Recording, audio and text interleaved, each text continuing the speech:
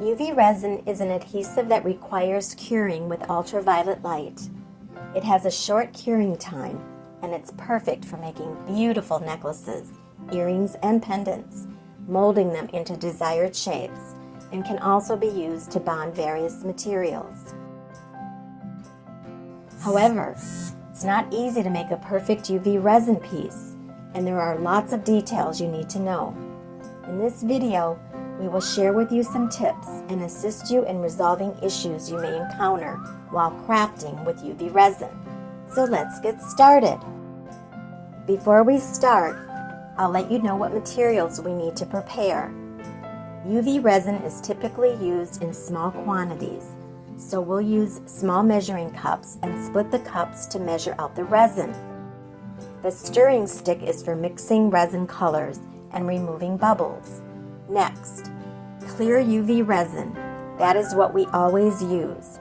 We'll also need a lighter and heat gun to get rid of any bubbles, a UV lamp for quickly curing the UV resin, and a reusable, easy to clean color mixing tool. Don't forget to wear a mask to prevent sensitivity to any odors. We'll also need alcohol for cleaning and a pair of waterproof gloves. Okay, that's all we need. 1. Resin amount measuring and mold shape choosing. The amount of UV resin needed varies based on the size of the item or the needs of the project. Just follow the rule of using small amounts frequently. Different kinds of UV resin are suitable for different project needs. This time, we chose the regular, clear UV resin. Open the cap of the resin bottle, tear off the safety film that prevents the resin from leaking sideways, then attach the tip. Twist and open the cap and you're ready to go.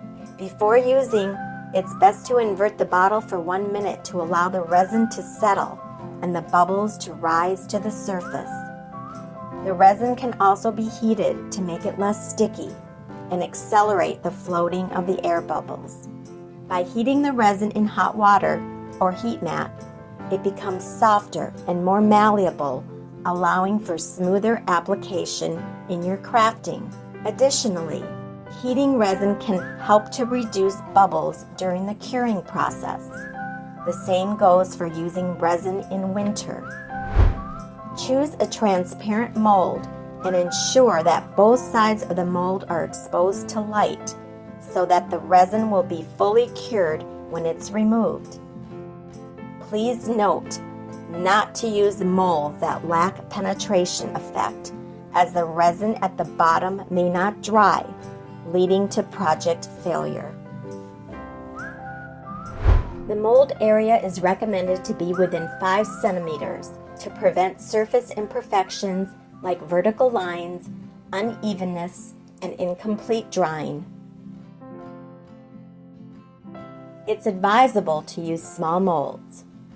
UV resin can also be used with metal materials for jewelry making, offering the advantages of easy shaping, quick curing, and speedy production. Using molds that are too large for the shape may result in incomplete curing, as the UV light might not penetrate the entire mold or reach all areas evenly, leading to incomplete curing. The mold being too large or too thin can cause the molding to buckle on both sides during curing.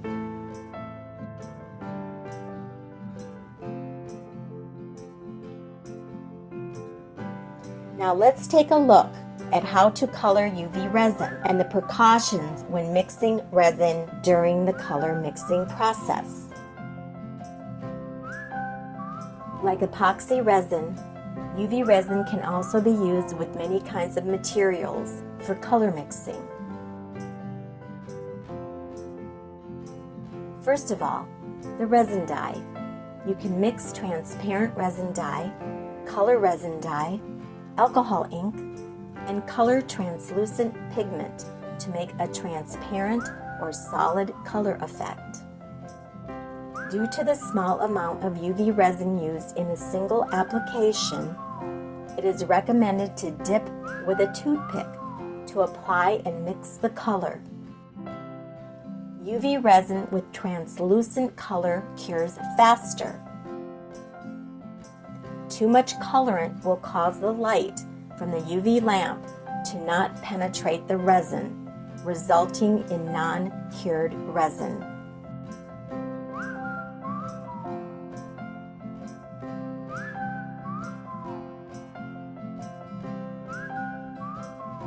Solid color with UV resin will cure slowly, causing the internal part not to fully cure. When squeezing the mold, you can find the resin is still in fluid. So the best way is to pour in layers.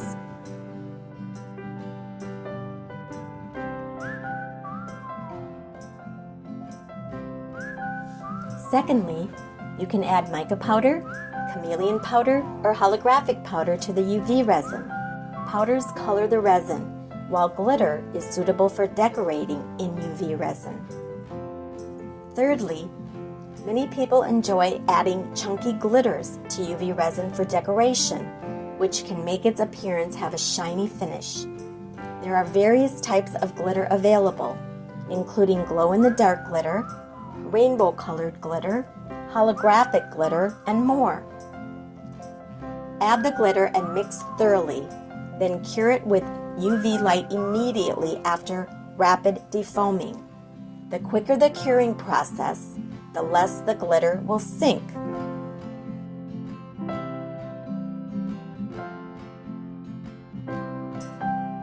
You can wipe the stir sticks with a paper towel to get rid of any leftover resin. And the residual resin on silicone sticks can be removed after curing. Both types of sticks can be used.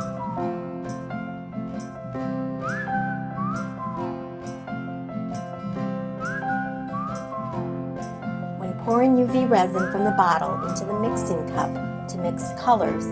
Avoid working near open UV lamps or in areas exposed to the sunlight, as it may cause the UV resin to become sticky or cure rapidly, resulting in project failure. The stirring process needs to be consistent, moving in the same direction at the same speed, covering a wide area, and scraping along the walls and the bottom of the cup. Do not stir in small areas, resulting in uneven coloring. Mixing the resin in an inconsistent direction will create multiple air bubbles. Mixing too fast may also lead to multiple and big bubbles, which are not easy to remove. Today we shared 3 sections about UV resin: usage amount, mold shape selection, and resin coloring and mixing. In the next episode, we will share the defoaming and curing of UV resin, the selection of UV lamps, and different kinds of UV resin, etc. If you have any questions or suggestions, feel free to leave a message in the comment area. Follow us and save this video to prevent it from getting lost. That's all for today's video. See you next time. Bye.